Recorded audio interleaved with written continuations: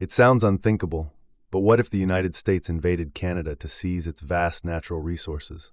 Could it actually happen? The U.S. is the largest economy in the world, but its resource dependency is growing.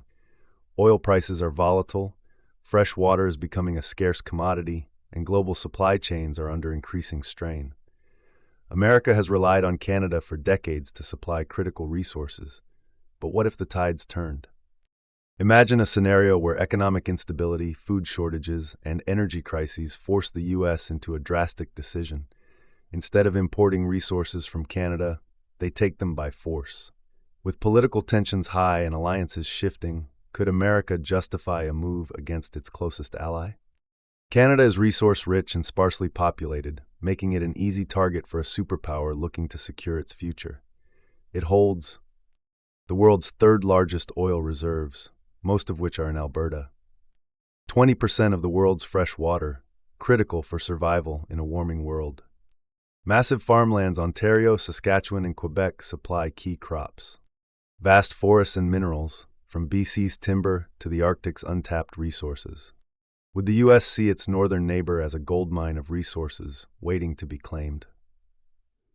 Day 1.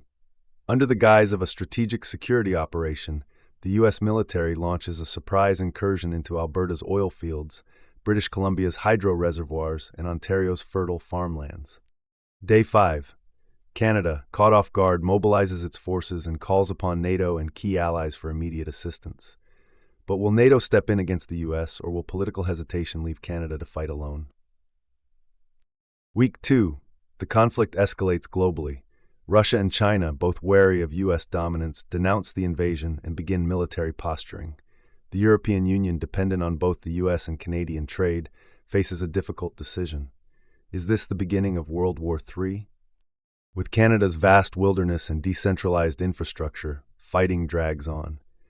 The U.S. faces crippling economic sanctions, international backlash, and possibly an armed insurgency from Canadian resistance fighters.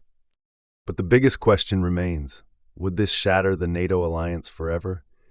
If the U.S. turned on one of its closest allies, what would stop them from doing the same elsewhere? What do you think? Could this ever happen, or is it just another wild what if?